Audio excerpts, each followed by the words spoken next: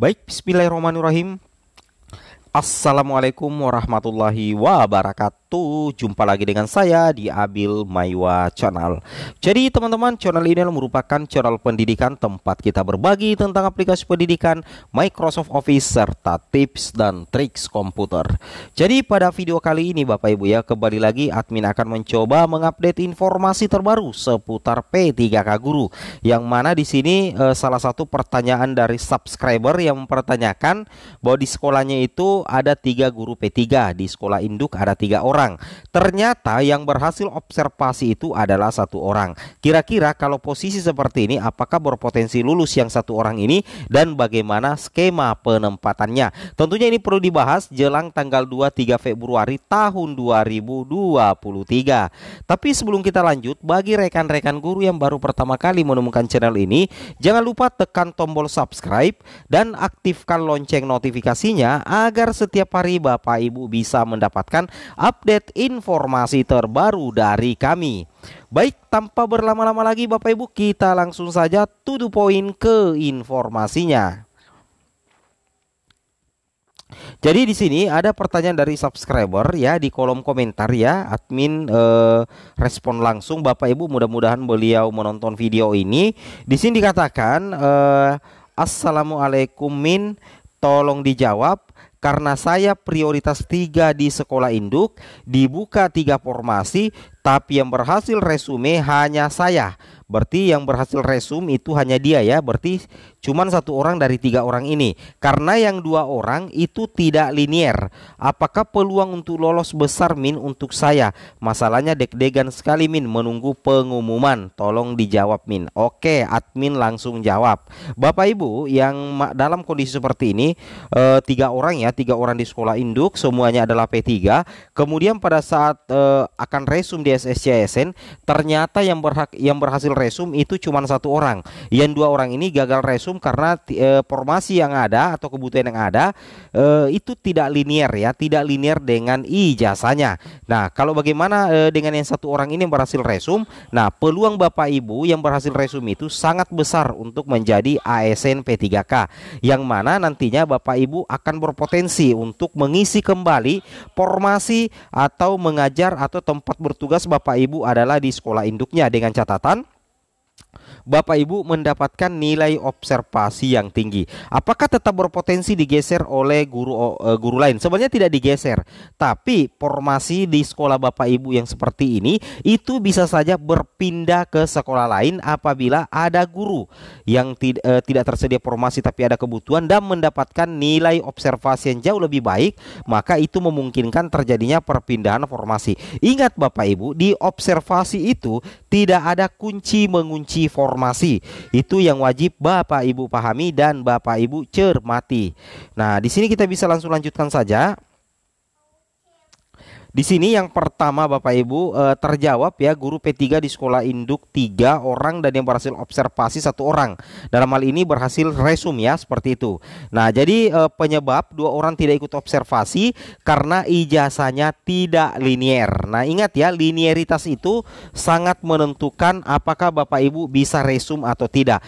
Bukan hanya P1 tapi juga berlaku untuk P2, P3 dan juga pelamar umum. Itu yang harus Bapak Ibu pahami.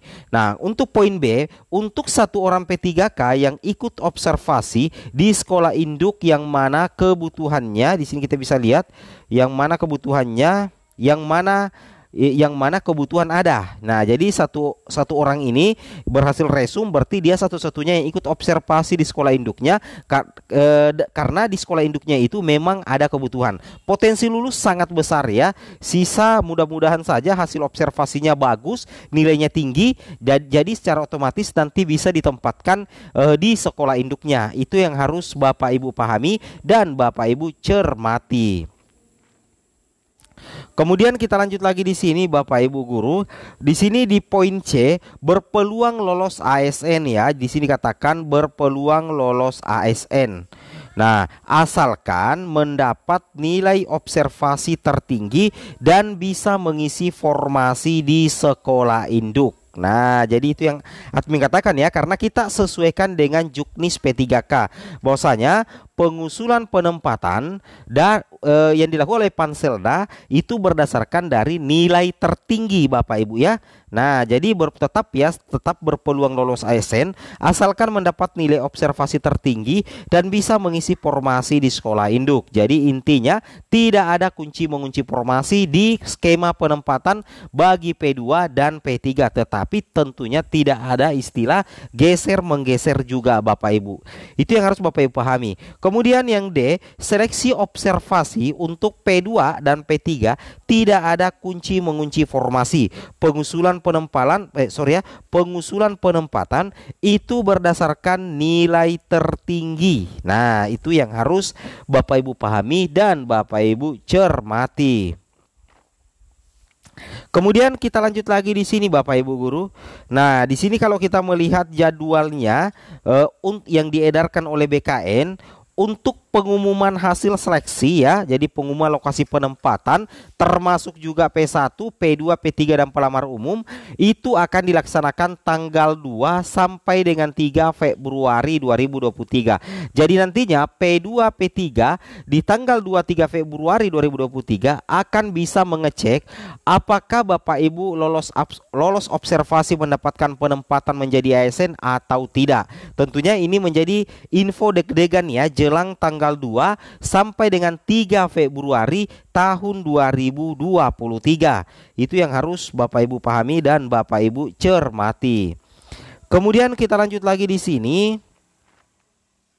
Ini adalah skema yang pernah dibahas oleh Bapak Andika Ganendra khusus P2 dan P3 terkait dengan skema penempatan.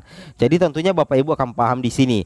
Ada skema pertama, ada 4 sekolah, ada 4 guru P3-nya, anggaplah ada 4 guru P3-nya. Keempat sekolah ini masih kekurangan masing-masing 1 guru. Tetapi formasi yang ada di instansi ini hanya bisa memberikan 2 formasi untuk 2 sekolah.